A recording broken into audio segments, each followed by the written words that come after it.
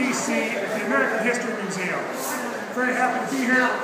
We have a couple of correspondents on site. Do we have correspondents? Okay, we do have correspondents on site. We're going to take you through and do a little snippet, a little shot of what America is all about. So leading us off, we have Amanda over to you. What do you have over there, Amanda? Thank you, Jason. Good afternoon. My name is Amanda, and we're here at the National Museum of American History in Washington, D.C. We are looking at the Greensboro, North Carolina lunch counter. This was at a time in 1960 during the Civil Rights Movement where the United States was faced with how to handle a grave injustice. You know, June here in Washington, D.C., we're at the height of the tourist season, and I wanted to just ask a random passerby what she thinks of the exhibit. Excuse me, ma'am, do you have a few moments of your time to speak with us? Sure. Okay. What do you think of the exhibit here at the museum? Oh, I think it's great. I think it's an important part of U.S. history, and important for people to, learn about the sit-in movement and how it started and the significance it has to our history. That's right. And I understand from one of my producers that you actually went to Bennett College and that your alma mater also has some connection to the Greensboro sit-in. Could you tell us a little bit more about that? Yeah. So I went to Bennett College for Women in Greensboro, and it's right across the street from North Carolina A&T. So these four gentlemen from A&T who started the sit-in movement, they had a large support system behind them, and that was other students from North Carolina A&T, but also from Bennett College. And the students at Bennett College during that time, they were arrested, they had to take their finals in jail, and it was a big part of the movement there in Greensboro. Wonderful. Thank you very much for stopping to speaking with us this afternoon. And Jason, back to you.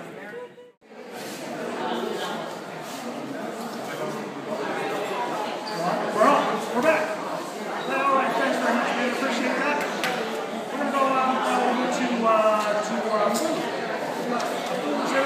And next we're going to listen to talk about food and Julia Childs and what she means to America. Melissa? Thank you. And here we are on the set of Julia Child, where she had her decade-long beloved show, French Chef. It is a really incredible legacy that a woman as powerful as she was in media throughout the past century and brought the food culture from across the world to the United States is now here at the American Museum of History. I'd like to ask maybe someone who's, you seem to be very impressed by this set.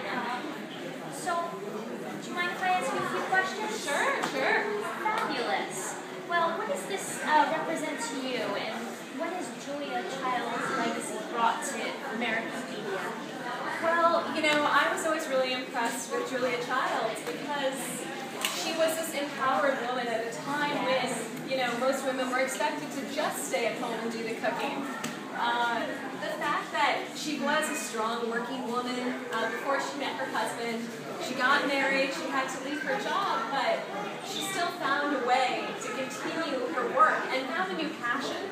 And the way she pursued cooking and then pursued cookbooks and a TV show, she was so ahead of her time.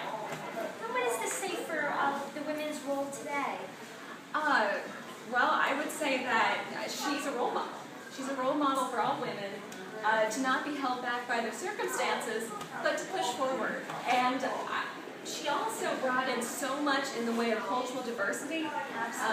The way she embraced different styles of cooking in different countries. I mean, she actually fell in love with cooking when she was in China, and then decided she wanted to learn how to cook when she moved to France.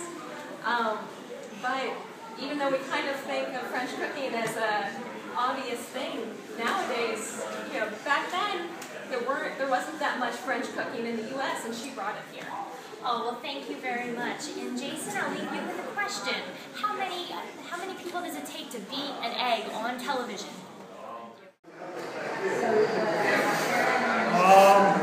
Thanks. I don't actually know the answer to that question, Melissa. I'm going to have to take the facts department of research department to look into that. Well, it takes a nation. It takes a nation to be unique, and another nation to comment on how good the egg would be.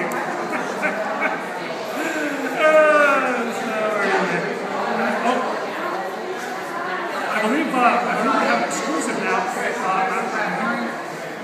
We're taking live to an exclusive interview with a Mrs. Pickersgill, who apparently has been sewing a lot of garments to make a flag, and tell us about what the flag represents for the States of the United Nations of the United States. Over to you. For if you were to ask anyone in my time, 1813, who has the strongest reputation of making flags during the Revolution, who was the first woman to advertise herself as a professional flag maker, who has the best reputation for flag making up and down the East Coast, the name would be Rebecca Flower Young. And yet many visitors tend to have a different name on their lips. No? How did you get this important job? Ah, this is a good question. How did I get this important job? Well, my mother, Rebecca Flower Young, made flags for General George Washington before, during, and after the Revolution. Have you heard of him? Since then, we've added Ohio, Louisiana, and Tennessee. Can you imagine Congress not moving with speed and celerity? We are a young country, nearly 37 years old. So perhaps in the next 30 years, Congress will move quickly. What do you think? Yes? Ah, yes, that is quite the optimism there, isn't it? Yes? All right, that's our show for today. Thanks for joining the lovely show. I'm Jason Feldman. We've learned a lot today here at the American History Museum in Washington, D.C. We've learned about different aspects of American culture. We've learned about culinary diplomacy, women's rights, desegregation of America, how America faces up to its different aspects of its past and move forward into the future. I'm Jason Feldman. Thanks for watching.